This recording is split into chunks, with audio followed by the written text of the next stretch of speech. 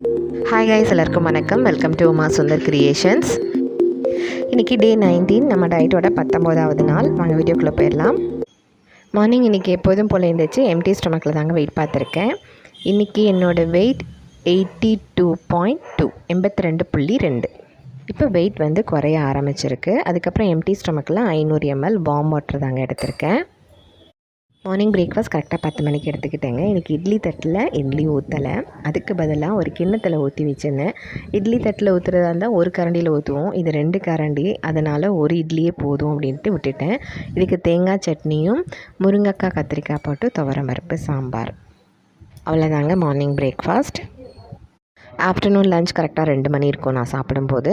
Vegetable biryani, இது வெளியில் வாங்கினது. எப்போதும் போல் ஒரு கப்பு தாங்க, அமுக்கியெல்லாம் எடுக்கலை. அதனோட தயிர் பச்சடி, வெங்காயம் தயிர் பச்சடி. வெஜிடபிள் பிரியாணியில் பட்டாணி, கேரட், பீன்ஸ் அந்த மாதிரி காய்கறியெல்லாம் நிறையா இருந்தது. சூப்பராகவே இருந்தது. வயிறுமே நல்லா ஃபில்லிங்காக இருந்ததுங்க. இன்றைக்கான லஞ்ச் அவ்வளோதாங்க. 3 மீல் எடுத்தாலுமே வெயிட் ஃபஸ்ட்டு குறையலை, ஆனால் போக போக குறைய ஆரம்பிச்சிருச்சு. பட் சீட்டிங் பண்ணாமல் நம்ம ஸ்டார்டிங்கில் 10 நாள் கண்டினியூ பண்ணோம்னா அதுக்கப்புறம் வெயிட் லாஸ் கடகடன்னு ஆகும். ஈவினிங் 6 மணிக்கு ஒரே ஒரு அரிசி மாவு தோசை, அதனோட வெங்காய சட்னி. ஸோ இன்றைக்கான டயட் வீடியோ பார்த்துருப்பீங்க. உங்களுக்கு பிடிச்சிருக்கும்னு நினைக்கிறேன். பிடிச்சிருந்தால் லைக் பண்ணி சப்ஸ்கிரைப் பண்ணுங்கள். அப்படியே உங்கள் ஃப்ரெண்ட்ஸ் அண்ட் ஃபேமிலிக்கு ஷேர் பண்ணுங்கள். அடுத்த டயட் வீடியோ நாளைக்கு வரும், மறக்காமல் பாருங்கள். தேங்க்யூ.